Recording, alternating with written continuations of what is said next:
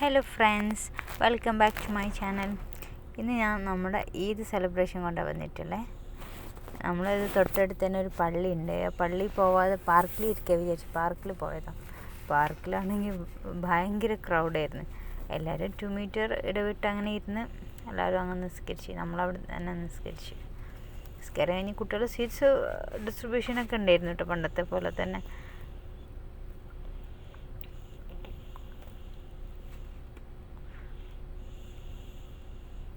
നമ്മളിങ്ങനെ ഇത്ര ആളുകളൊന്നും ഉണ്ടാവും വിചാരിച്ചിട്ടില്ല. പണ്ടൊക്കെ നമ്മൾ ഈദ്ഗാഹിന് പോയിട്ടിരുന്നേ. പിന്നെ കൊറോണ വന്നതിന് ശേഷം ഈദ്ഗാഹിനൊന്നും പോവില്ല. പിന്നെ കഴിഞ്ഞ പെരുന്നാൾ നമ്മൾ ട്രിപ്പിലായിരുന്നു. അതുകൊണ്ട് കോബാറിലെ ഈദ് എങ്ങനെയാണെന്ന് അറിഞ്ഞിട്ടുമില്ല. കൊറോണേൻ്റെ ഇടയിൽ ഇങ്ങനെ ഒരു ഈദ് ആദ്യമായിട്ടാണ് ഇവിടെ. പിന്നെ എല്ലാവരും നിസ്കാരം കഴിഞ്ഞ് ഫോട്ടോ എടുക്കലും, കുട്ടികൾ അതിൻ്റെ അടുത്ത് തന്നെ റൈഡ്സും ഇതൊക്കെ ഉണ്ട് കുട്ടികൾക്കുള്ള, അവിടെ പോയി കളിക്കലും അതൊക്കെ ആയിരുന്നു.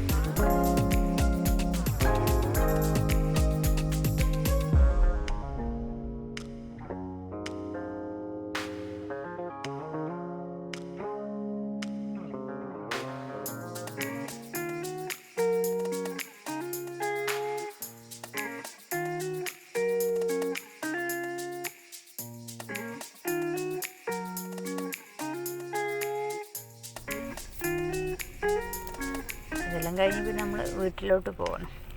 പിന്നെ അന്നത്തേക്കുള്ള ബ്രേക്ക്ഫാസ്റ്റ് നമ്മൾ പിന്നെ പുറത്തുനിന്ന് വാങ്ങിച്ചു. ലഞ്ച് ഉണ്ടാക്കാനുണ്ടല്ലോ. നമ്മളെ പെരുന്നാൾ ഫ്രണ്ടിൻ്റെ വീട്ടിൽ വെച്ചിട്ടാണ്. പക്ഷേ നമ്മൾ ഫുഡ് ഉണ്ടാക്കിയിട്ട് കൊണ്ടുപോകും, അങ്ങനെയാണ് നമ്മൾ പ്ലാൻ ചെയ്തിട്ടുണ്ടായിരുന്നത്. അവൾ കപ്സിന് വെക്കാൻ, ഞാൻ മട്ടൻ ബിരിയാണി വെക്കാമെന്ന് പ്ലാൻ ഇട്ടിട്ടുണ്ടായിരുന്നു. അപ്പോൾ വേഗം ബ്രേക്ക്ഫാസ്റ്റ് വാങ്ങാൻ വേണ്ടി പോവാം.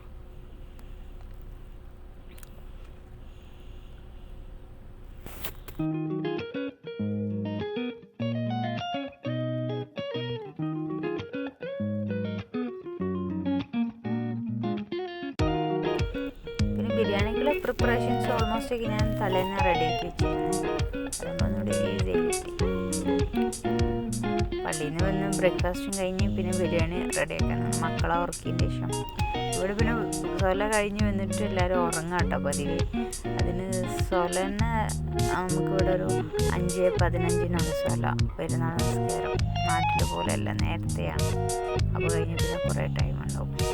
അങ്ങനെ ബിരിയാണിയൊക്കെ റെഡിയാക്കി ബിരിയാണി കൊണ്ട് നമ്മൾ ഫ്രണ്ടിൻ്റെ വീട്ടിലോട്ട് പോവാണ്.